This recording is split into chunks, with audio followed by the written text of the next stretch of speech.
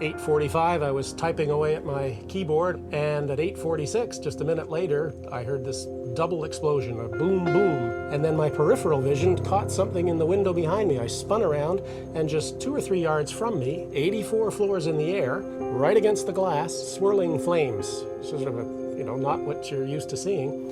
It dissipated after 2 or 3 seconds, and floating in the air were singed paper, computer papers, newspapers, whatever, office papers. Just all singed and floating like semi-flaming, smoking confetti. I thought an explosion had happened just a couple of floors up. A welder had hit a gas line or something. They were yelling a bomb had just went off.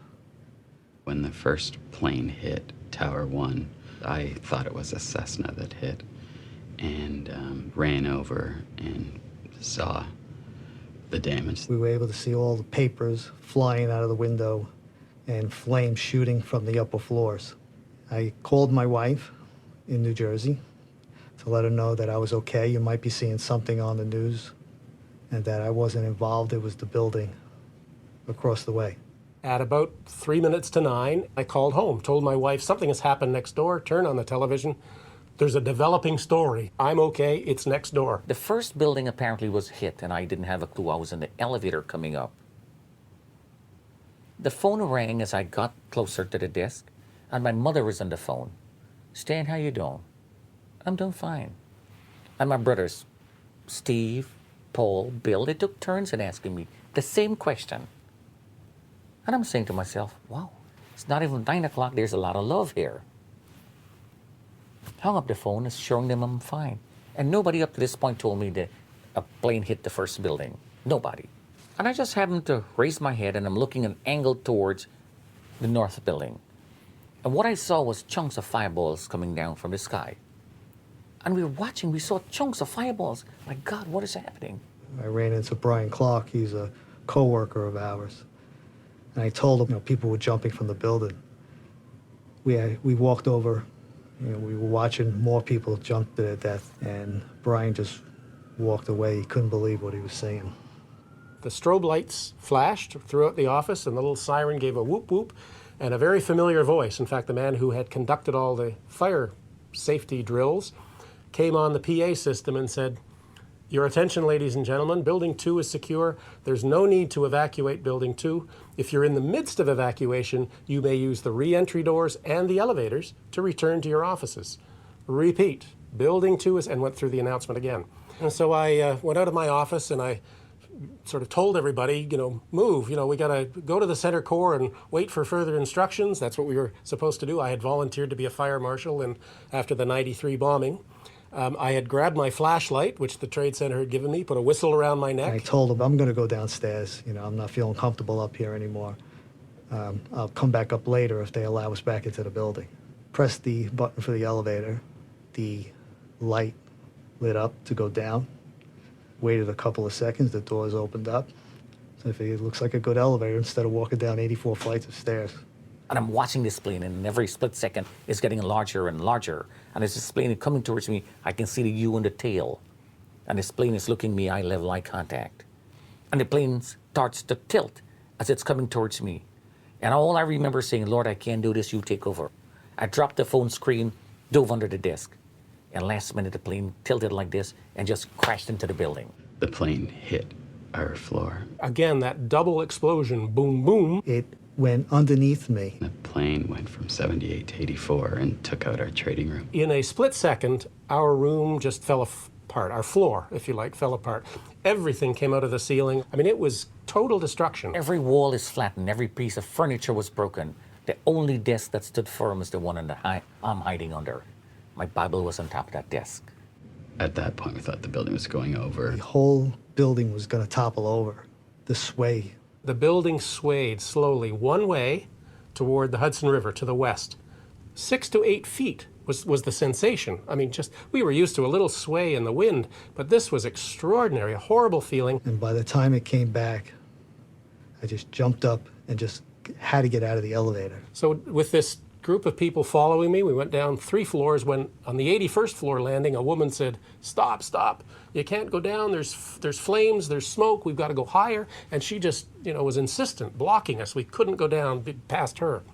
And as I listened to her, my flashlight kind of shone around. Suddenly I heard this banging noise and this voice. And I'm pushing the debris 111.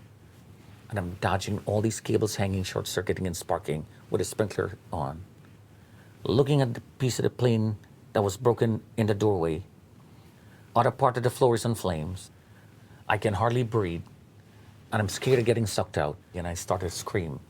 Somebody, anybody, please help me. I couldn't make it out. I strained to concentrate. Made it out that this stranger was yelling, "Help, help, I'm buried. Is anyone there? I can't breathe." So I instinctively grabbed the person beside me, Ron DiFrancesco, a coworker of mine. And I said, "Come on, Ron, we've got to get this guy." And the fire escape door had blown off the wall a bit. We were able to push the drywall back and then sort of squeeze sideways through that slot. And I have this memory today of all my coworkers and the heavy-set woman turning around and going up the stairs. As soon as I start screaming, somebody at the other end of the floor had a flashlight, and they were shining it. Halfway to the stranger's voice screaming for help, Ron was completely overcome with smoke. And he turned around, he left me, he went back to the stairs, and he went up. I continued on because around me, I can't explain, was this bubble of fresh air. And as I got closer to where that light was, I'm confronted by that one sheetrock wall that stood firm. And we discovered, rather strangely, that we were separated by a wall. So I stood a desk up, and I stood up on top of that desk and looked down into the pit where he was. And I said, the only way out of there is for you to come up. Think about your children. Climb over, I'll catch you on the other side. I jumped the first time, tried to grab on, missed. And part of the hanging loose ceiling that was still there fell, and trying to prevent it from hitting my face, I raised up my hand, and a black sheetrock screw went through here and got stuck on the other side. I'm in worse shape than before. The man said, hitting the wood, the nail is going to come out. Hitting the wood, the nail came off. The hand just ballooned. I said, you must do this. And I jumped. And I grabbed onto that wall. Up he came, and I somehow hooked under his armpit or something. One fluid motion. I don't know how he did it. Lifted him up over the wall, and we fell down on my back, really. I grabbed this man, hugged him, and gave him a kiss. I don't know how to thank a man who just saved my life. This big kiss, and I said, I'm Brian, and he said, I'm Stanley, as he stood up, sort of dusting his said, Brian Clark, nice to meet you. He said, we'll be brothers for life. And I said, well, I don't have any brothers. I've always wanted one, so you can be my brother. This man did an act that I'll remember for the rest of my life. At that time, I noticed that he had a puncture wound on one of his palms. And in his left palm, he had a gash. And I said, in fact, we'll be blood brothers for life, and smushed the hands together. It's kind of a strange thing to do in this day and age, but nonetheless, I did it. And I said, no, come on, let's go home. I was touched. The core of my being was touched. And we started this long journey home. Then was the big decision. I shone the light down the stairs, and I just sensed in my mind that I wanted to test it. I wanted to see those flames for myself. So Stanley and I, my new brother, he and I started pulling debris away, and we sort of dug our way through a slot. And we on the 78th floor, which we learned later was the center point for the impact, the wall was cracked and the flames were sort of licking up through the cracks. But it wasn't a raging inferno. It was sort of quietly licking up. I guess it was starved for oxygen in the interior. Stanley and I continued on down on the stairs, down, down, down. Down through the escalator into the main lobby behind us. And we had seen nobody in the stairway. Our entire descent, we met the heavy-set woman, and that was it in the stairway. No firemen, no policemen coming up stairway A. Brian and I reached downstairs. I don't know where to go. This man is saying, walk this way, and I'm following him. So I went out, peeked up. I said, Stanley, I don't see anything coming. You ready? He said, yep. And we ran for a block and a half. Run, run, run. Do not look up, do not look around, just go for it. Ron DiFrancesco, who went in the 81st floor with me, he went up to 91, caught up to the people, laying down on the floor, thinking that there was fresher air at floor level.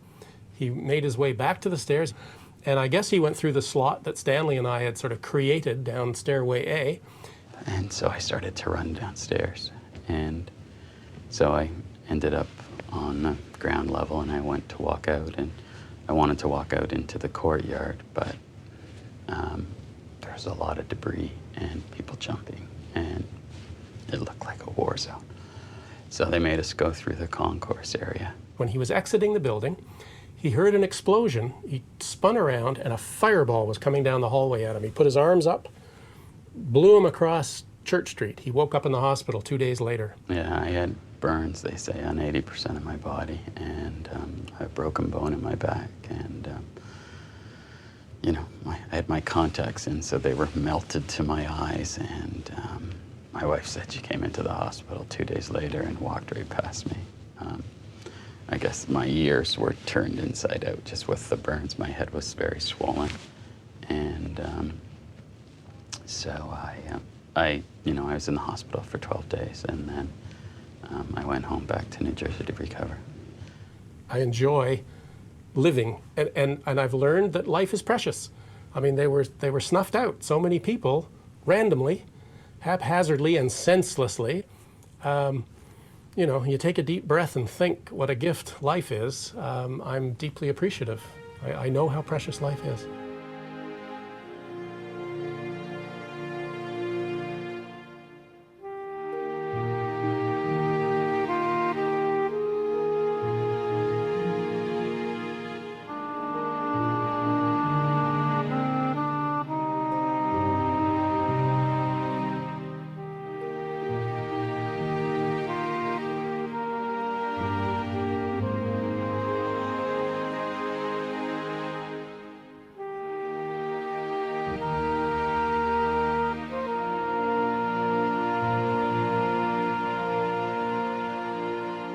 We got a call a little around 8 o'clock in the morning for a gas leak in the street at Church and Lispenard. While we were standing in the street, we heard a loud roar of a plane.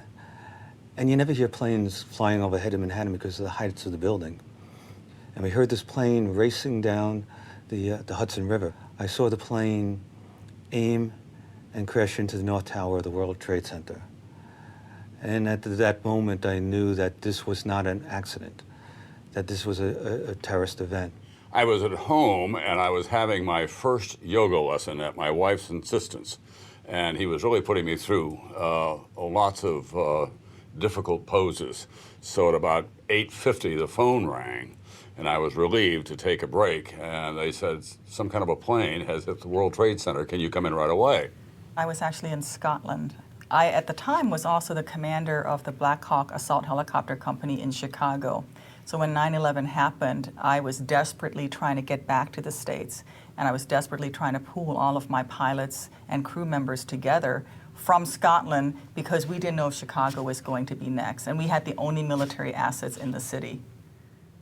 My son Jimmy was a firefighter on 9/11, and he was assigned to Engine 4. I knew my son was working. His 30th birthday was the next day on September 12th. I went for my run along the shore down by Brooklyn under the Verrazano Bridge, and the planes had hit the towers. I went home, turned on my TV set, and I knew Jimmy was going to be down there. He was working right around the corner from the World Trade Center at the time, and I said, oh boy, he's going to be right in the heart of the biggest fire New York City's ever seen. I lost my brother Jimmy on September 11th. He was a firefighter. I was in college, and I woke up, and I didn't even think, you know, that maybe either my father or my brother. Then I was trying to call home. I couldn't get through right away, and when I finally did, I remember my mom right away said, we might have lost Jimmy, and I just broke down. It was the worst thing I could hear. It was just blindsided, and just sadness, everything. I just collapsed. I couldn't believe what I heard on the phone. I was in Boulder, Colorado, on a mountaintop. It was the most beautiful day. And September 11th is the day that my husband and I were supposed to come back. And we were having a family breakfast in the hotel room when someone screamed from outside and said, better come look at the television. And there I saw the towers literally crumbling. And my husband's mosque was only 10 blocks from that site. So it was a very personally traumatic. It wasn't that America was attacked. It was my neighborhood, my city, and I'm not there. I was, and I am still, the chairman and chief executive officer of Cantor Fitzgerald.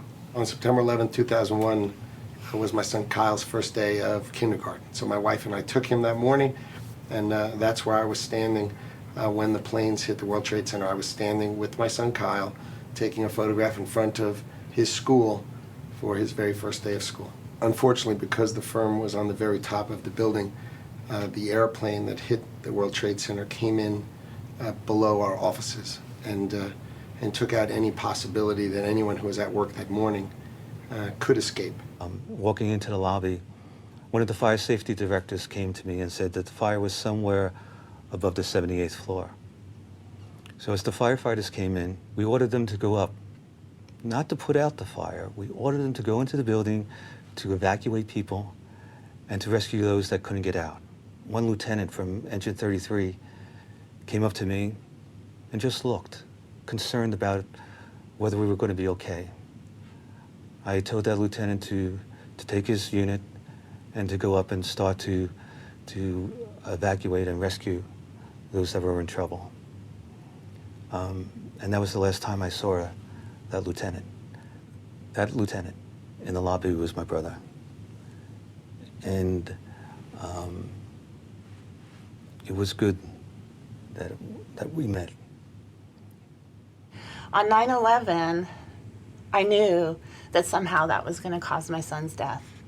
You know, I didn't know how it was going to be. We didn't hear from him. He was at Fort Hood, Texas. We didn't hear from him for a couple days because their bases went on high alert and they were really busy and stuff like that. Casey was sent to Iraq in 2004, and he was only in Iraq for a few days when he was killed in battle. And he was a Humvee mechanic. And he actually refused the mission. He said, no, I'm just a mechanic. I'm not going to go into this battle. And his sergeant made him go. And a few minutes later, he was dead.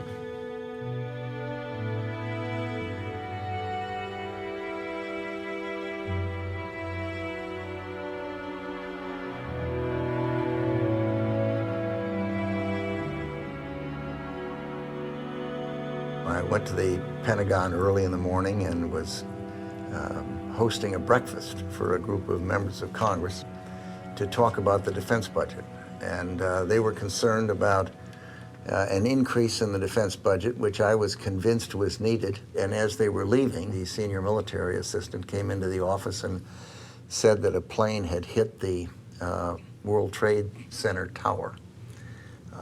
It was obviously an accident at that point. And then as we watched, we saw the second plane strike. And then we knew it was a terrorist attack. Then my Secret Service agent, lead agent, came bursting through the door of my office and said, "Sir, we have to leave now." And grabbed me and didn't leave me any option, really. Moved me as fast as he could out through the West Wing and down into the tunnel that leads to the Emergency Operations Center. When we got to the tunnel, we stopped. There was a place there that was relatively secure and that had a secure phone as well as a small television set. And the agent informed me then that the reason he'd moved me was because he'd received word over his radio that there was an airplane headed for Crown, which is the code name for the White House. I was sitting at the round table where I was getting briefed, and the building shook. You could feel that a bomb or something had hit the building. I had no idea what. The way I remember it is the whole building shook, and I rather stupidly thought that it felt like an earthquake. Rumsfeld immediately made the connection and figured out what was going on, and as I think you know, he went running down to the crash site. It took me a few more minutes to realize what was going on, by which time there were alarms all over the building. And the room was slowly filling with this acrid smoke, which we had no idea what it was made of, but it seemed to me it was highly likely that it wasn't a good kind of thing to breathe. And my recollection of it is I said to Secretary Rumsfeld at least 2 or 3 times, you should really get out of here to someplace that's not filling up with gas. And the smoke was so bad you couldn't go any farther, and you had to go downstairs and get outside. I walked around the side of the building and could see pieces of metal laying all over the grass out there, and people that were wounded, people that were being brought out of the building who were dead and injured. And the first responders had not yet arrived. And it was a terrible, terrible sight. Then I returned to my office and was engaged in the beginning process of trying to figure out what next, and talking on the phone with the vice president who was in the White House. The president called from down south where he had been speaking to a school group. In Florida, told him that Washington was under attack, as well as New York, and strongly recommended that he delay his return so that we wouldn't both be in the same locale until we'd figured out exactly what was happening. There were a couple of things I was concerned about that morning initially. First of all, of course, was to find out what the scale of the attack was, how many planes were out there that had been hijacked. My husband was taking a routine business trip to California, and our new baby was just 11 weeks old, so I went up to my parents' house to get some help with the baby. And I sat down to nurse the baby, and I turned on the television, and I saw a plane hit the World Trade Center. And Jeremy had actually called before his plane took off, as he always did, and he had talked to my dad, and everything was, routine. And about I guess it was 9:27, 9:28, the phone rang, and I was in the kitchen, and my parents were in the living room, which is down a long hallway, and I just heard my mother say, "Thank God, Jeremy, it's you. We've been so worried." And I ran into the room, and she was, all the color had gone from her face, and she handed me the phone, and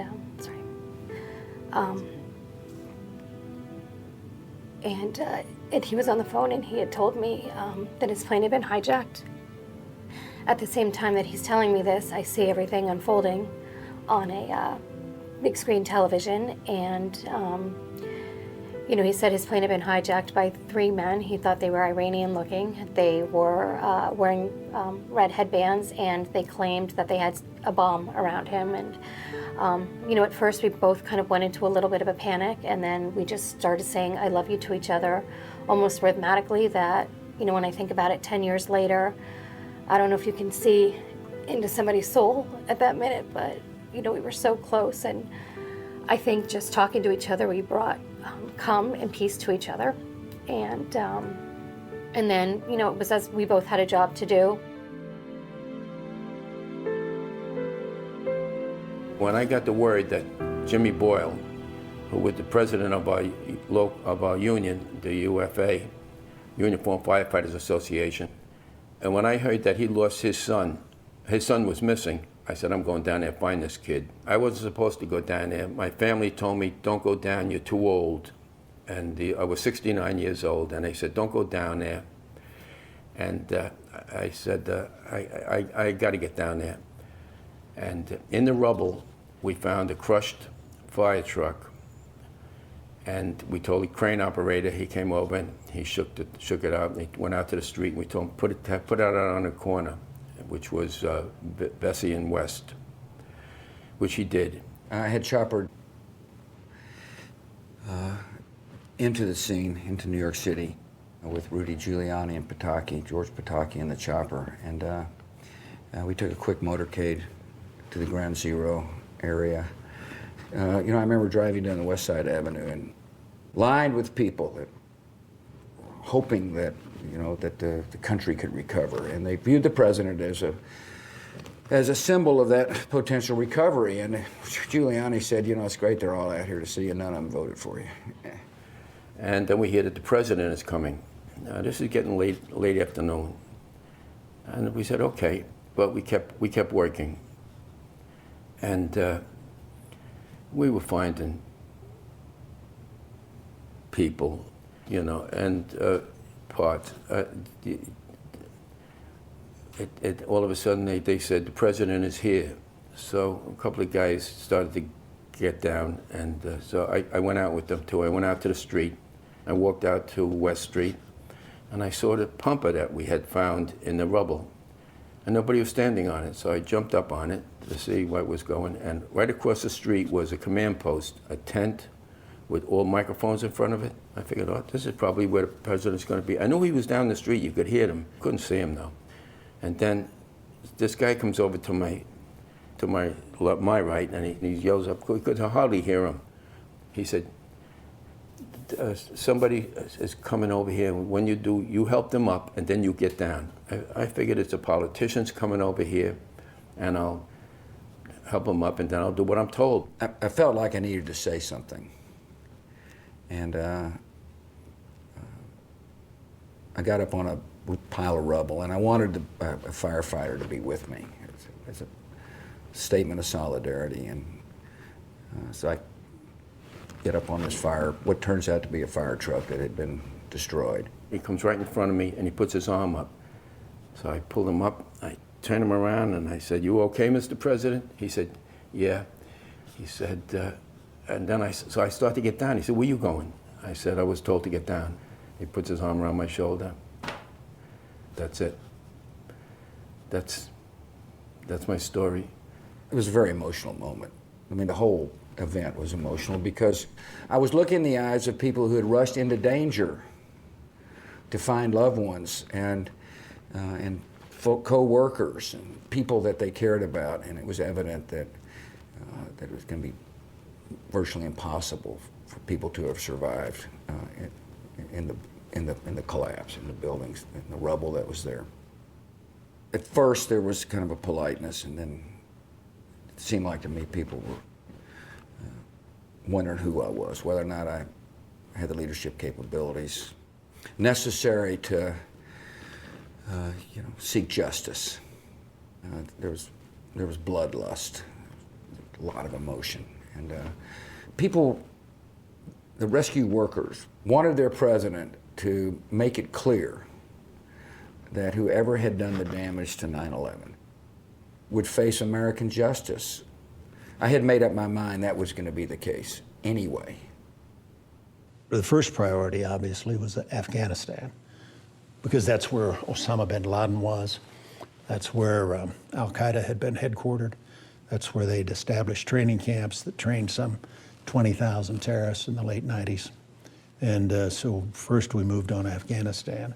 Iraq was of concern because you had a situation in which we were focused especially on this problem of weapons of mass destruction. I remember one discussion in my office, it must have been the Friday after the attack. It was before we went up to Camp David on Saturday.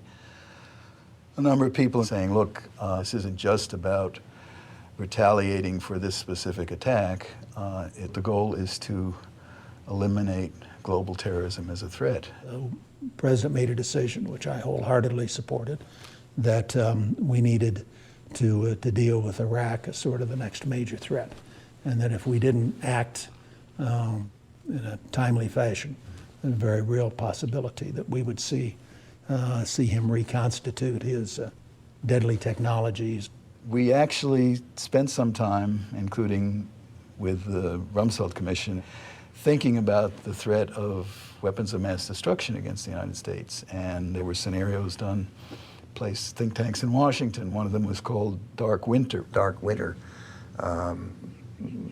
speculated on placing smallpox in 3 locations in the United States, and within a year, close to 1 million people would have died under that scenario. And then suddenly we have an anthrax attack, which to this day remains a little bit mysterious, and certainly through most of that period, we really didn't know where it had come from.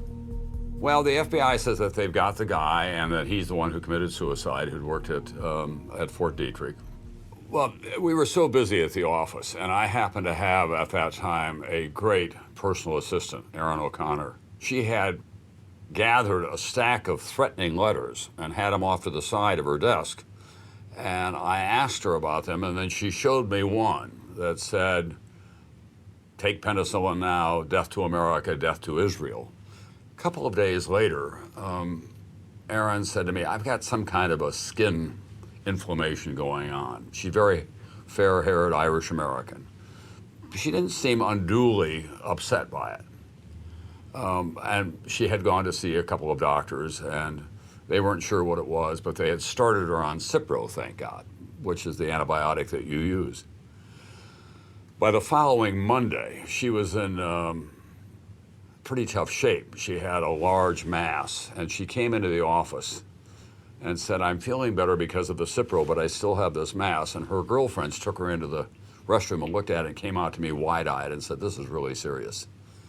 So I have a friend who is a well-known infectious diseases expert. We sent her to him the next day, and he was the first one to say to us, "I can't rule out anthrax." He had seen it in Africa. It's just hard for me to describe, even now, how disorienting that was. I called Erin immediately. She'd already been called. She was very, very upset, with very good reason. At the same time, we were hearing stories about ABC, obviously, CBS, the New York Post, and then the Capitol, Tom Daschle, and we knew that we were in uncharted territory. The letter that said, "Take penicillin now, death to Israel, death to America," we still had. And when the hazmat crowd came in to test that from the NYPD, it was very hot. Erin got well physically, but it was emotionally very difficult for her. If she could just sitting in my office be the subject of that kind of attack, what else might happen?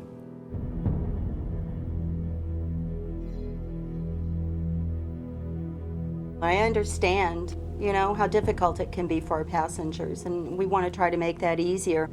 At the same time, we're wearing a lot of different hats. We're the policeman, we're the fireman, we're the nurse, we're the surrogate air marshal, we're the first responder. I was in the flight 63 coming from Paris to Miami on December the 22nd. This is the flight that later became known as the shoe bomber flight.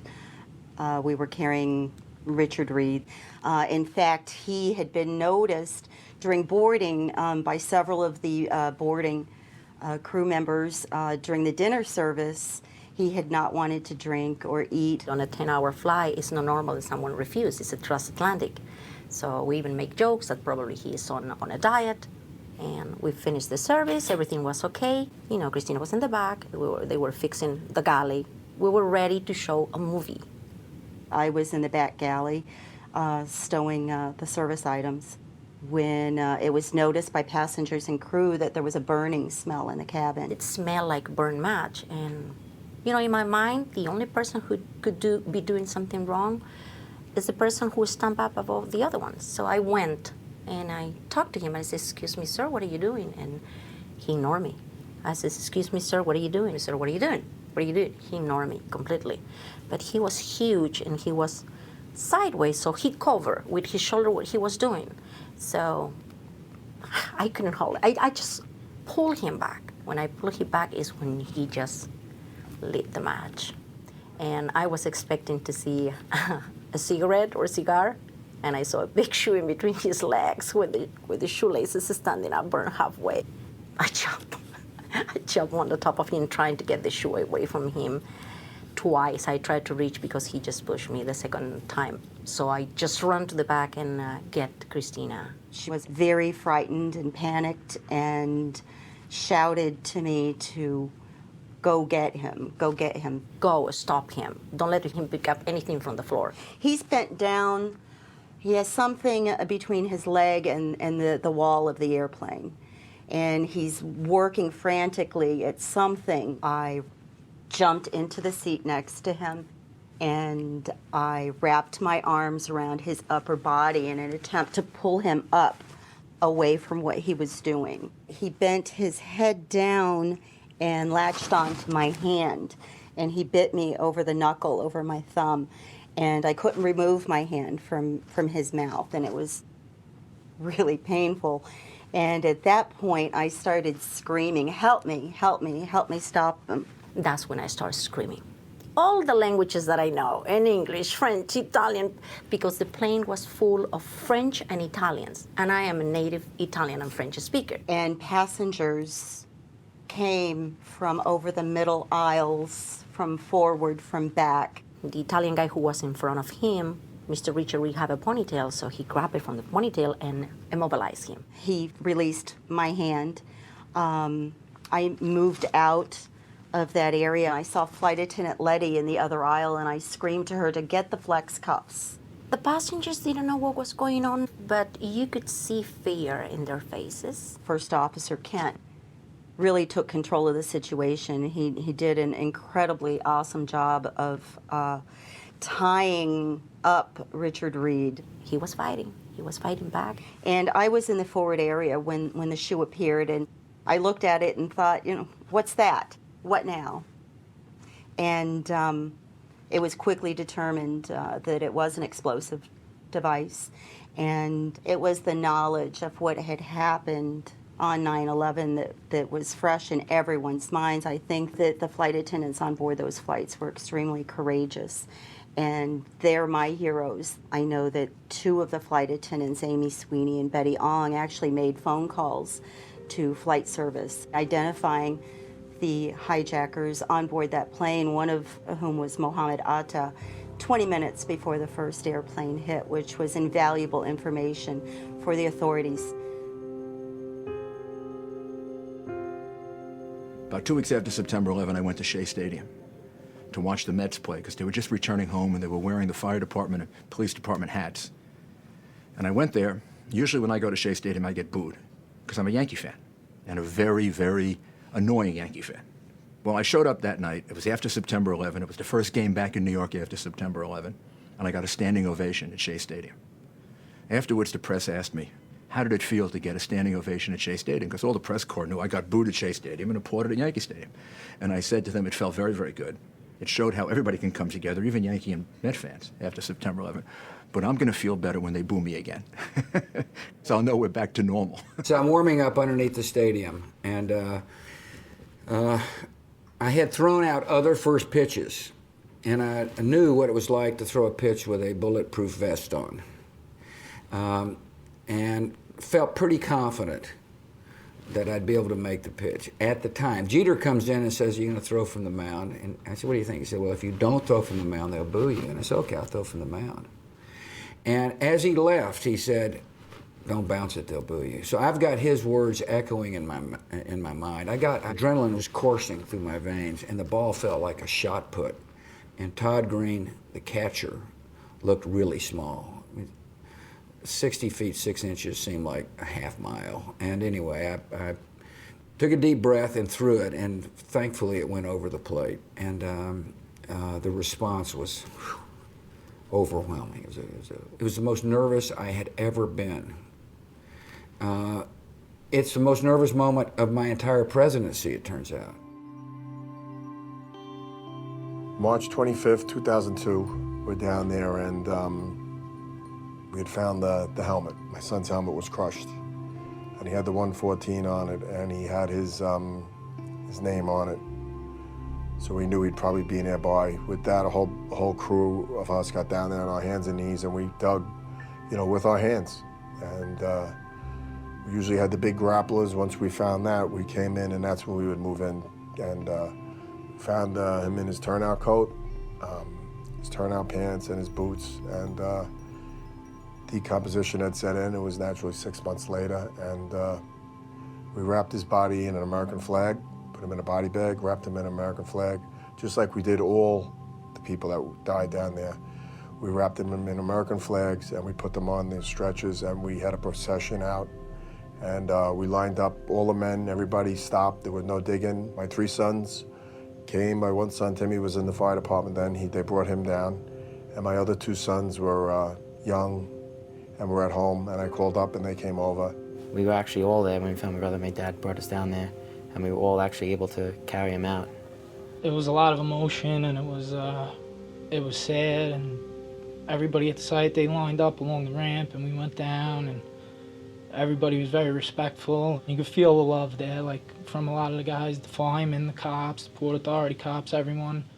Everyone was just together like family, and you could feel the support. Shows the type of person my dad is. He was there the next day after the funeral, making sure that he could help the other fathers and other people find their missing. We didn't just give up. We made sure everyone got to go home. They stayed till the end, until they got every last person out of there. There were times I couldn't. Some days you just couldn't go down. Your body was just emotionally and physically, you were destroyed. And he. I don't know how he did it for the year that he did do it. Being a spokesperson for the U.S. military led to me being handpicked, chosen specifically to serve as the Muslim chaplain down in Guantanamo Bay after our troops went into Afghanistan and after we began taking prisoners and housing them in this camp called Guantanamo. But in the process of raising concerns about prisoner abuse in Guantanamo, I thought I was being recognized for doing a good job, and was actually given what we call R&R, rest and relaxation, where I was allowed to take a 2-week leave to go home. I was able to get on a plane, which would land in Jacksonville, Florida, and I had a connecting flight back to Seattle to see my wife and daughter.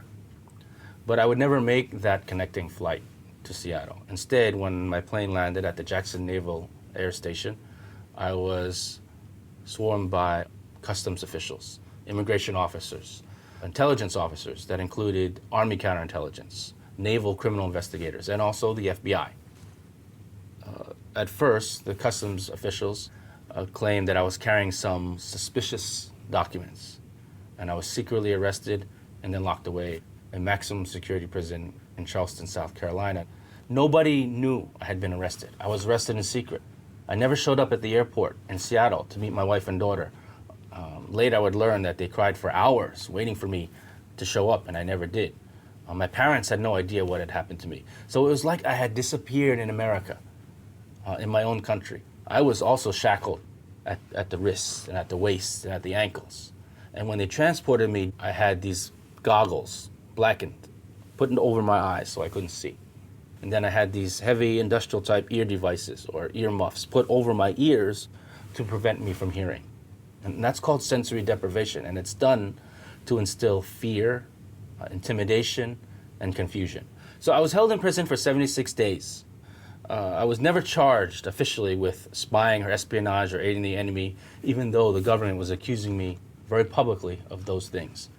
By March of 2004, all charges had been dropped, and by late April of 2004, my record was completely wiped clean. And when I separated from the U.S. military, I even received a second U.S. Army Commendation Medal for exceptionally meritorious service. Most Americans their perception of Islam is largely shaped by the events that happen overseas. So if they see a stoning of a woman or they see a suicide bombing, these are very powerful images. But they don't see the stories of Muslims who are law-abiding citizens, who is your doctor, who is your street vendor, who is very integrated in America, happy to be here, living in a democratic society, living amongst people of all faiths, and really disproving all the things that the extremists say. First, I could not believe that there were people that would actually hate people that they did not know, or would just hate a group of people for, because of the actions of a few. It seems to me very unfair. As an American, we don't do that. It is important to hold your government to account for their words and their deeds. We live in what I believe to be the greatest democracy. With all its failings, it's still the best model that we've come up with. And it is really imperative that people take the last decade and the lessons learned and make sure that you apply them and hold your public officials to account. I remember walking the streets of Lower Manhattan that morning after the towers came down and just shaking hands and talking to people to try to buck them up. And it was obvious that people didn't care if you were young or old, rich or poor, black or white, Christian or Jew. It just didn't matter. We were all Americans. We had been attacked in a horrible way.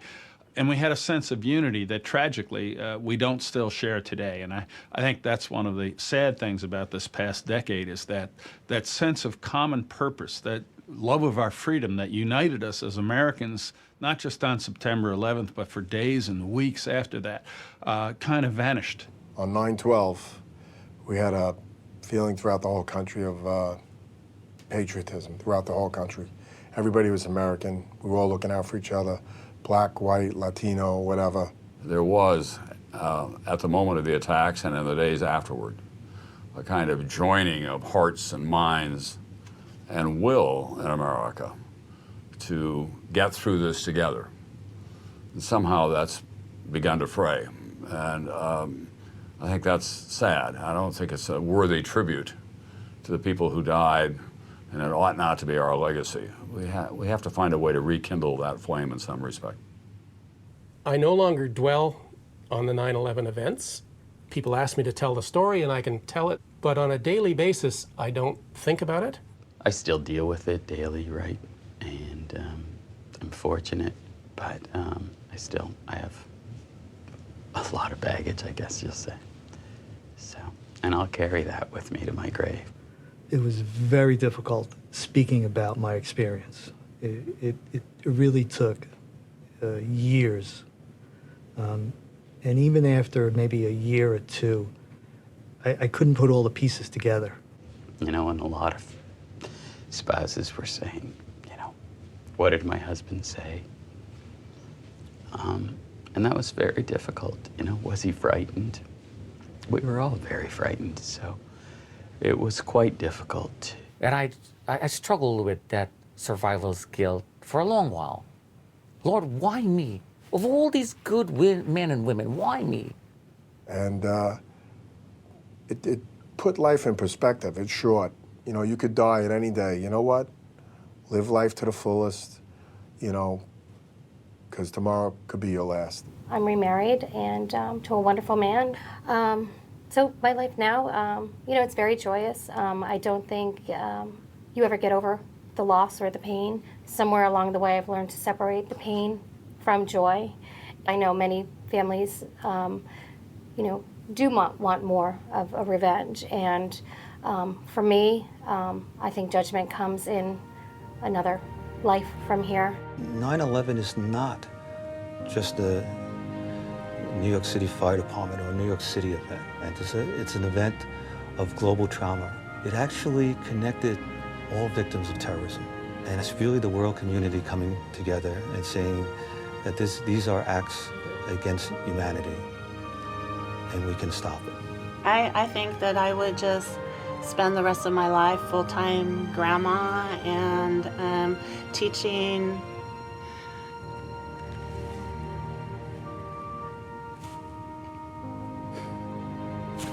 Teaching my grandbabies what I should have taught my son. I'm thankful that I can wake up every morning. There were just so many other people that didn't have the opportunity that I have to wake up every morning, and to be grateful for every day that I have. I'll even have people at work, you know, I see them getting upset, you know, over what just goes on in work. You know, they'll tell me, you know, why don't you get upset? They always see me smiling. I tell them, as long as there's not an airplane crashing into this building, you're having a good day.